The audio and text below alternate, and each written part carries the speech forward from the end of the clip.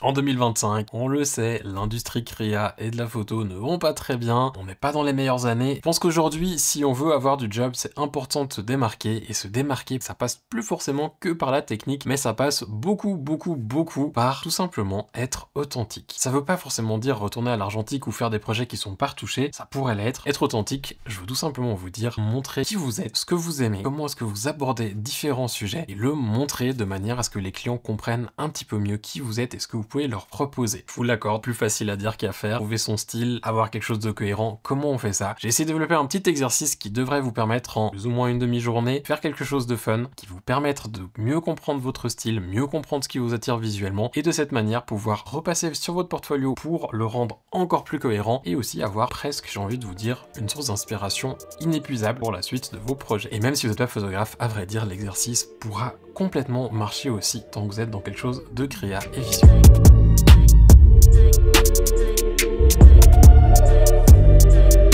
Yo les gens, j'espère que vous allez bien, ça me fait plaisir de vous retrouver pour cette vidéo qui, je l'espère, pourra vous intéresser et vous aider dans vos projets perso et même dans votre prospection pour trouver des nouveaux clients. C'est un exercice que j'ai fait suite à la critique de portfolio que j'ai reçue il y a quelques semaines maintenant, je vous en avais parlé en long et en large, et vous avez été beaucoup d'ailleurs à réagir, et je me suis dit que j'allais essayer de faire quelques vidéos comme celle d'aujourd'hui qui finalement vont un peu dans la suite de cette première vidéo pour montrer ma démarche aujourd'hui, qu'est-ce que je vais entreprendre pour essayer de changer un petit peu les choses, avoir plus de clients, avoir un travail qui est plus cohérent, et puis aussi ma redéfinition de mon portfolio qui s'oriente du coup plus vers de la photo de produit. Aujourd'hui, même si vous n'êtes pas en train de vous réorienter vers un domaine plus particulier ou quoi que ce soit, c'est pas grave, ici on va vraiment parler de développer un style cohérent, et ça veut dire que ça marchera peu importe le domaine visuel dans lequel vous êtes, et peu importe aussi ce que vous faites. Ça peut être de la photo de produit, comme ça peut être de la mode, de la beauté, voire même j'ai envie de vous dire du portrait pour des clients particuliers, ça n'a pas forcément d'importance, parce qu'ici on va parler de vous et de ce qui vous attire et de ce qui vous plaît. On voit très bien que le marché il est ultra saturé, et il y a d'autres soucis qui vont avec dont on parlera dans une autre vidéo, mais qui touchent notamment aux tarifs, à l'IA et à 2-3 autres petits trucs. Pas le sujet d'aujourd'hui, parce que ça en l'occurrence il n'y a pas tout sur quoi on peut avoir un impact direct. Par contre, ce que nous on propose à nos clients, ça on peut le toucher, donc on va s'y intéresser en premier. Je pense que pour se démarquer, comme j'ai dit en intro, il faut être authentique, il faut montrer un petit peu de nous dans notre travail, voire même plus qu'un petit peu de nous, il faut vraiment se mettre dans son travail, en ayant quand même du recul pour pas que ça nous touche trop si on a des refus en retour, mais sans mettre un petit peu de nous et sans avoir quelque chose qui va nous permettre de se démarquer, ça va être très compliqué. Pourquoi je parle de mettre du nôtre dans notre travail? C'est important parce que ça va par exemple nous permettre de nous démarquer par rapport à l'intelligence artificielle, parce qu'on aura notre style, notre patte, et en fait personne a vécu ce qu'on a vécu, ressent ce qu'on ressent, on est tous différents, et je pense que c'est justement ce qui nous différencie d'une intelligence artificielle, d'un ordinateur. En plus de ça, en termes de technique, aujourd'hui il y a énormément de choses qui se trouvent partout, et c'est d'ailleurs pour ça aussi que je vous partage beaucoup de choses sur YouTube, parce que j'ai envie de vous dire, la technique on peut l'apprendre, et franchement tout le monde peut arriver à un niveau technique qui est suffisamment décent pour avoir du job. Par contre, arriver à s'exprimer dans ses photos et ensuite avoir sa propre voix, ça sera différent. C'est le seul point sur lequel on peut tous être différents, même en ayant exactement les mêmes techniques. Donc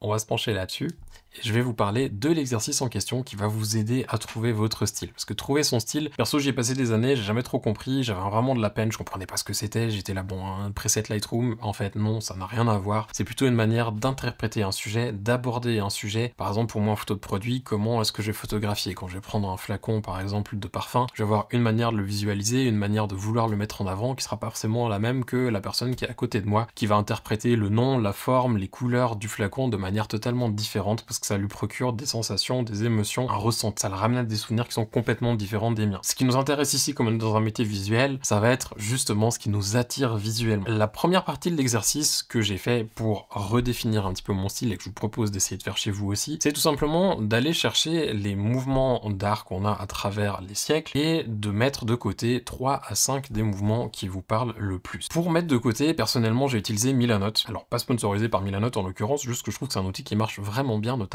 pour ça, pour faire des tableaux où on peut mettre des choses en vrai. D'ailleurs, si vous voulez vous faciliter le travail, j'ai déjà fait un tableau qui contient les mouvements à travers les siècles, et comme ça, si vous souhaitez juste télécharger les photos, les copier, les coller sur votre board, vous pourrez le faire. Je vous mettrai le lien vers ce tableau juste en dessous dans la description. Autrement, libre à vous d'aller chercher des images sur Google ou ailleurs. S'il y a des erreurs dans les classements, je suis désolé, j'ai pas un PhD en histoire de l'art, j'ai essayé de faire du mieux que je pouvais avec les infos que j'ai trouvées en ligne. Si je prends mon exemple, des choses qui ressortaient et qui me plaisaient beaucoup, c'est tout ce qui était classicisme classicisme, néoclassicisme, un petit peu de perfectionniste, un petit peu de surréalisme, et aussi ce qui vient du mouvement Bauhaus. Ce qui m'a attiré le plus visuellement, et je le sais parce qu'à vrai dire c'est des mouvements que j'apprécie, et quand il y a des musées qui ont ce genre de choses, j'aime beaucoup y aller et j'aime regarder les œuvres et y passer du temps devant. Si vous avez d'autres mouvements, c'est pas grave, en fait c'est justement ça le but, c'est que vous ayez des mouvements qui vous parlent et qui vous plaisent, et que vous arriviez à vous dire ok, celui-là oui, et pas juste une œuvre par-ci par-là, mais vraiment un mouvement dans sa globalité. Donc quand vous cherchez un mouvement, si vous vous rendez compte qu'il y a juste une œuvre dans le mouvement qui vous plaît, c'est que c'est peut-être juste l'œuvre qui vous plaît, ou peut-être juste un artiste qui vous plaît. Et là c'est différent. Ici on essaie déjà de chercher les mouvements, les courants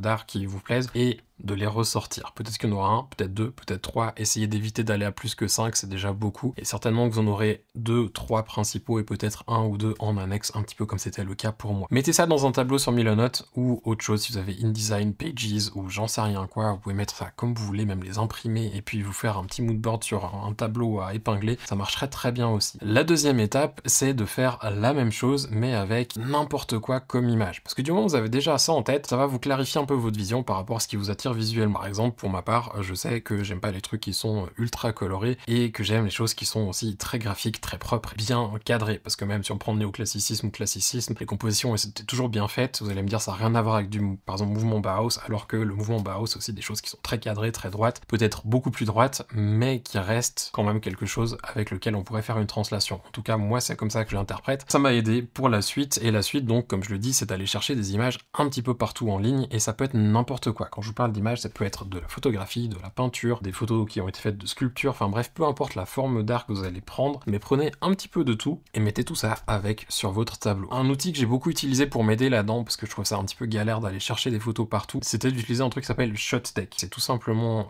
une plateforme qui recense des captures d'écran de films et que vous pouvez ensuite utiliser pour remettre sur, par exemple, ici, votre tableau Milonote. Les films, je trouve que c'est très intéressant parce que ça nous permet d'avoir une grande diversité visuelle, notamment à travers les âges, et aussi d'avoir peut-être des sensations différentes en fonction des histoires qui sont racontées. Peut-être qu'on aime les trucs plus clairs, peut-être les trucs plus sombres, il y a peut-être un film qui nous rappelle un souvenir, enfin bref, peu importe, mais d'aller chercher un petit peu les images qui nous plaisent. Notez que ShotDeck, de nouveau, pas sponsorisé, il y a une version d'évaluation de 2 semaines, je crois, c'est ce que j'avais utilisé pour le faire, et comme ça, vous pouvez juste aller récupérer les images, les mettre sur votre tableau sans forcément avoir besoin de payer quoi que ce soit. À partir du moment où vous commencez à avoir un joli tableau, perso, j'ai pris une demi-journée, je crois que j'ai fini avec 150 ou 200 images sur mon tableau, j'ai pris ces images, et après, c'est la partie où il va falloir réfléchir. Pour le reste, il n'y a pas forcément besoin de réfléchir, c'est juste regarder et prendre ce qui vous plaît en fait, sans forcément aller chercher plus loin et vous dire ce qui me plaît ici c'est ça me fait... Non, on s'en fout, ça vous fait sentir un truc, bah tant mieux. Maintenant, ce qu'on veut, c'est juste prendre un truc qui visuellement vous plaît. Et à la fin, quand on arrive dans cette partie où on va faire de l'analyse, on va faire 2 analyses. Une analyse personnelle et une autre qui sera un petit peu plus analyse analytique, si on peut le dire, je sais pas trop comment le décrire. L'analyse personnelle, c'est reprendre votre board, et même si vous le pouvez, j'ai envie de vous dire, laissez poser pendant la nuit et re-regardez votre board le lendemain, et regardez sur votre board déjà s'il y a des trucs en fait qui vous plaisent pas du tout, et ensuite de regarder les traits communs qu'il y a entre ces images. Essayez de sortir 5 à 10 traits communs entre toutes les images, ou en tout cas essayez d'arriver à créer, si on veut bien, 5 à 10 groupes qui vous permettraient de lasser toutes les images. Par exemple, pour moi, un truc qui était ressorti, c'est tout ce qui est clair, obscur ou sombre. J'ai beaucoup d'images qui sont sorties qui étaient très sombres ou qui jouaient justement sur le clair obscur. Il y a beaucoup de détails dans les ombres, mais c'était foncé. J'avais aussi beaucoup de compositions qui étaient très graphiques, très bien composées, très peu de couleurs, mais par contre, j'avais pas mal de photos avec du rouge qui ressortait assez fortement, ou alors un autre truc qui ressortait aussi, c'était composition un peu héroïque avec beaucoup de choses qui étaient en contre-plongée. Et ça, c'est des choses, du coup, que j'ai mis de côté, parce que je pourrais classer beaucoup des photos à travers ces différents groupes que je vous ai énumérés, et je pense que vous devriez pouvoir faire la même chose. Pas avec les mêmes groupes, mais avec des groupes que vous allez pouvoir faire ressortir de vos images. Essayez de comprendre, en fait, à travers ces groupes, pas juste de vous dire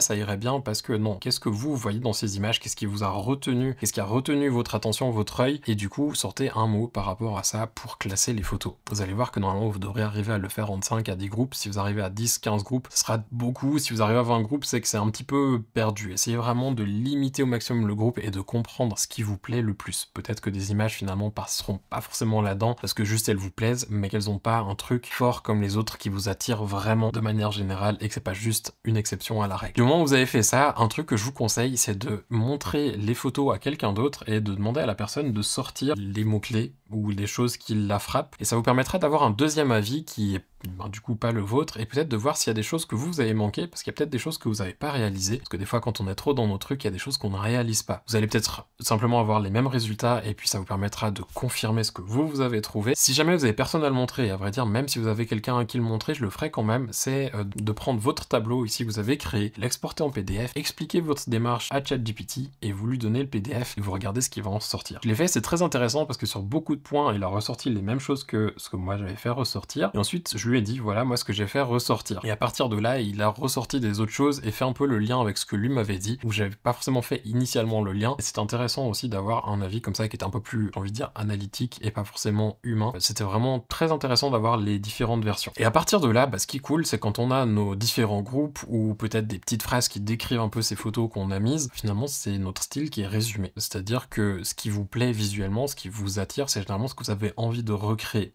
En tout cas pour moi, je sais que c'est le cas, et c'est pour ça que cet exercice a très bien marché pour moi. J'ai souvent de la peine à exprimer mon travail à travers des mots, par contre j'arrive à l'exprimer visuellement. Le fait d'avoir ici des images, en fait, ça me permet d'avoir un board sur lequel je peux revenir une fois par jour, une fois par semaine, et me dire ok, ça me plaît bien, j'aimerais bien faire un projet qui tourne autour de ça, et si j'ai des nouvelles images que je vois quelque part qui me plaisent, les prendre et les rajouter dessus. Je trouve cet outil vraiment très fort, parce que ça veut aussi dire qu'à travers le temps, je pouvais pouvoir continuer à revenir dessus, enlever des photos qui me plaisent avec le temps peut-être un peu moins, rajouter des nouvelles, et voir aussi un petit peu comment ça évolue, et si mes mots-clés ou mes petites descriptions correspondent toujours, ou si elles sont plus forcément valables. Un conseil que je peux vous donner du moment où vous avez ces différents mots-clés, différents groupes, peu importe, enfin que vous avez un peu pu définir votre style, essayez de rédiger un paragraphe par rapport à ça, ce sera déjà intéressant pour votre bio sur votre site, ce sera intéressant pour expliquer ce que vous faites à des clients potentiels ou à des gens, plutôt que de juste dire je suis photographe ou je suis dessinateur ou illustrateur, ben voilà, dans quoi vous vous spécialisez. Les produits, ok, mais de quelle manière est-ce que vous les photographiez? Ça engagera plus une conversation avec les gens, d'expliquer ce qui vous intéresse et la manière que vous avez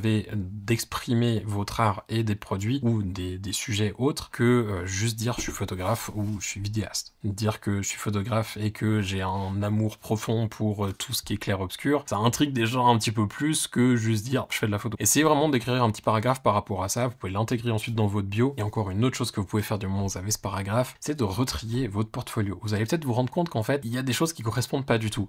Alors peut-être qu'elles correspondent pas, mais qu'elles ont une raison d'être, parce que peut-être que ça peut permettre de toucher une certaine clientèle que vous avez envie d'avoir, mais qui correspond pas à 100% à votre style. Ou peut-être que ça vous permet de toucher certains clients par rapport à des tendances actuelles. Forcément le problème, c'est à vous de décider ce que vous voulez faire. Mais essayez de comprendre et d'être clair avec vous-même si en fait c'est juste un projet qui a pas de sens dans votre travail et qui doit dégager, ou si c'est quelque chose qui a une raison d'être sur votre site ou dans votre portfolio. Et la dernière chose aussi pour laquelle vous pouvez bien entendu utiliser ce que vous venez de faire, c'est pour trouver de l'inspiration. Si vous avez des projets personnels et que vous peinez vraiment à trouver des idées, vous retournez sur ce board et vous regardez ce que vous aimez, ce qui vous plaît. Peut-être que vous allez voir un petit détail, une couleur, une composition, un truc qui va vous inspirer dans les images que vous avez mises de côté et qui va vous permettre de créer quelque chose de complètement neuf et qui vous ressemble vraiment et qui vous parle. Un petit conseil encore que je peux vous donner par rapport à tout cet exercice, personnellement j'ai absolument pas mis de photos de photographe dans mon board, parce que j'avais vraiment envie d'éviter de me retrouver dans la situation du une photo m'inspire et donc je vais la recopier. C'est un truc qui arrive trop souvent, surtout aujourd'hui, on a tendance à être bombardé d'images sur les réseaux sociaux, et le fait de voir toujours des images d'autres photographes, on a tendance à avoir envie de refaire la même chose. Ici j'ai essayé de me concentrer plutôt sur des œuvres qui étaient différentes, des formats d'art qui étaient différents. J'espère que cet exercice vous apportera autant qui m'a apporté. En tout cas moi ça m'a bien aidé, ça m'a permis de me refocus un peu sur ce que j'avais envie de faire, ça m'a permis de faciliter la recherche d'inspiration, parce que maintenant j'ai ces mots-clés, des visuels en tête qui me permettent de facilement trouver des idées, où je vais éviter par exemple de faire des trucs qui sont super bright, super colorés, ou alors peut-être qu'ils auront juste une touche de rouge, je sais pas, mais en tout cas des choses qui vont ressembler. Mon but finalement c'est que quand les gens arrivent sur mon site, c'est comme s'ils voyaient le board que j'ai mis de côté, mais avec mes images. Ils ont les mêmes sensations, mais à travers mon travail et ma manière de m'exprimer. C'est finalement un peu mon goal. Si vous faites l'exercice et que vous souhaitez partager votre Milanote ou votre projet, n'hésitez pas à mettre un lien juste en dessous dans la description. S'ils sont spammés, je les déflaguerai. Ça m'intéresse de voir un petit peu ce que chacun d'entre vous fait, comme ça permettra aussi de voir la diversité qu'il y a. Je vous laisse avec ça pour aujourd'hui, je vous laisse vous amuser, faire votre board, essayer de peaufiner encore un peu plus votre style, et je vous souhaite de passer une toute belle journée. Je vous dis à bientôt.